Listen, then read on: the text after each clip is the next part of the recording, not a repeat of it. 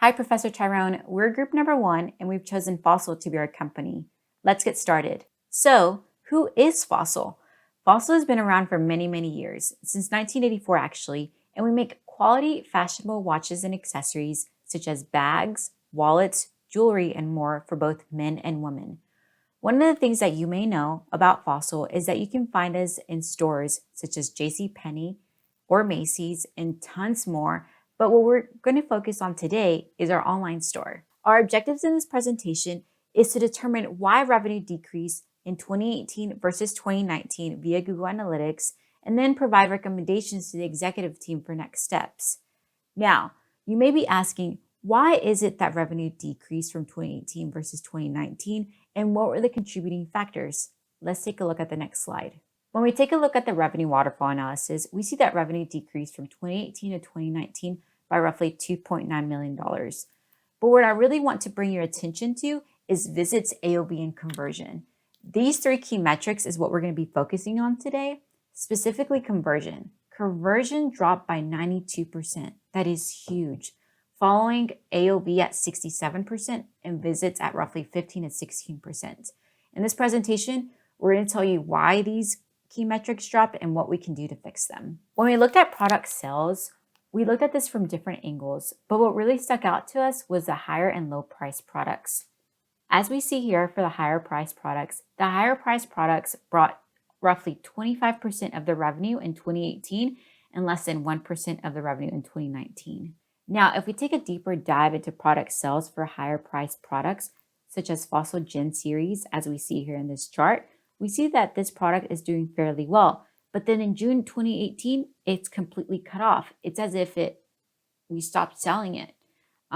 That's what it looks like to us. And then we have a little spike later on in the year for it, but it that revenue just completely goes away. But if we take a look at low price products, we see that the low price products only made up less than 1% of the revenue in 2018. And then in 2019, they make up 15% of the revenue. This poses so many questions right now, but the most important question is, why did we get rid of the higher price products in June of 2018?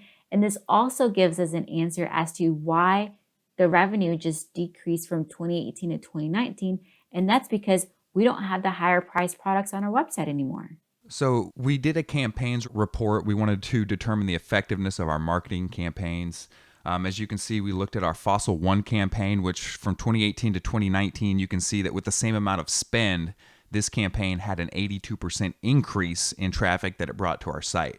This is important because overall our site traffic was down about 17%. So this campaign was quite effective at getting traffic to the site. However, the next chart here shows that the conversion rate decreased by almost half. So this underscores what Esther was talking about, that we have a disconnect between the desires of our customers who are coming to our site and the products they're finding once they arrive. Then we also ran referrals reports to measure the effectiveness of our referral sites. So this report here shows a 99.9% decrease in revenue from a single referral site called Ape to Gentleman.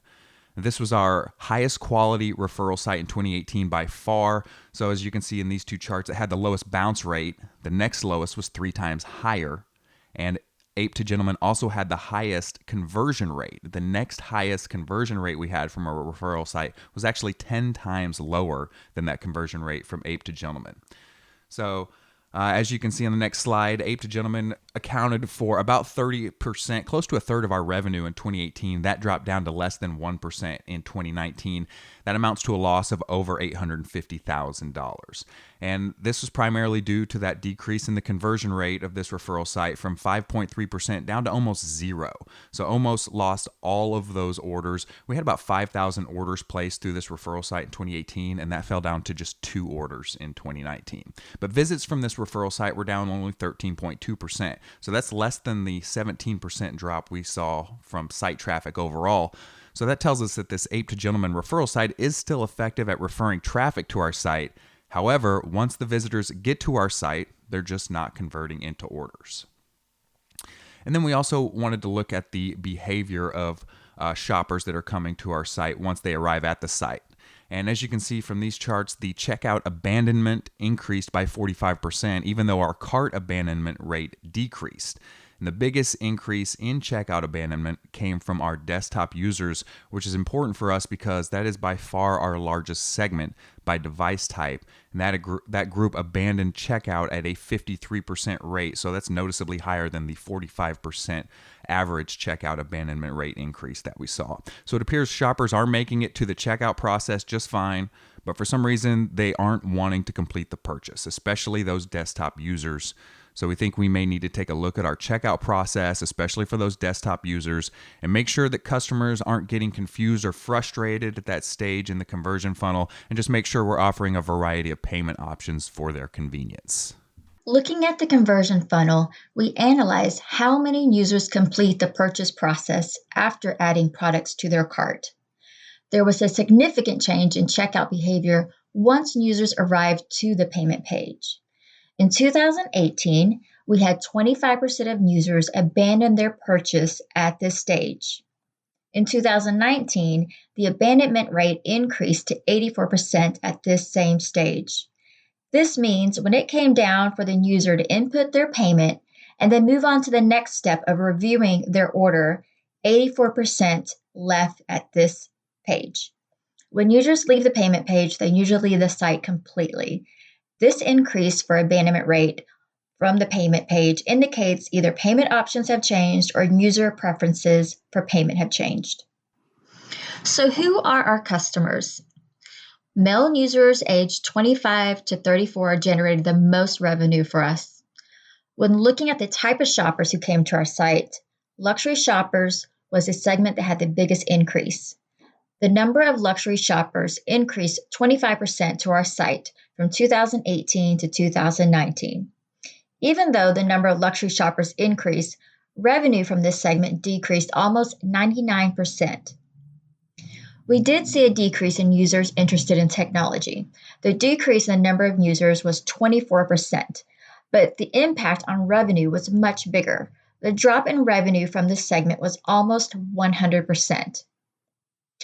So the conversion rate had dropped for the technophiles as well as the luxury shoppers.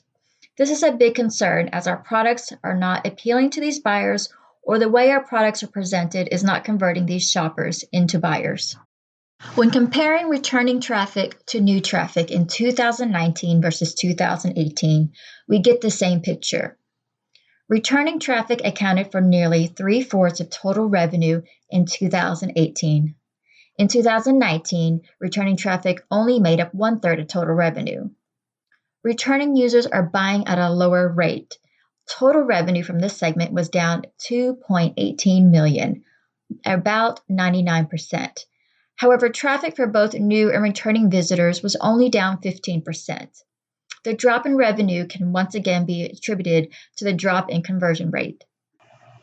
So based on our analysis and looking at our target market, this is what we recommend. We want to confirm our product offerings are aligned with our targeted customers. We could add higher priced products to convert the luxury segments that are already coming to our site. We could bring back products that our technophiles were purchasing, and this would increase our conversion rate as well as our average order value. We suggest bringing back the Fossil Gen series, which was consistently bringing in revenue until it completely dropped in the middle of 2018. To help decrease customer churn, we suggest developing a loyalty program, which would encourage repeat customers as well as build a more engaging customer base that is long-lasting and more profitable. Could develop an email campaigns that would share about certain product promotions and also be an avenue where we could communicate with our customers and do product surveys. To decrease the checkout abandonment rate, we could add some additional payment options such as digital wallet and PayPal. We could also send customers reminder emails that they still have items in their cart. In addition to this reminder, we could also provide a discount for them to use to make the purchases with those items in their cart. We think Fossil has a great reputation, and this is probably why visits are only down 15%, even though there have been some other challenges. By making these recommendations, we know Fossil will continued to increase their revenue and become a lot more profitable. So thank you so much for giving us this opportunity to take a look at your company and to provide you some insights and recommendations.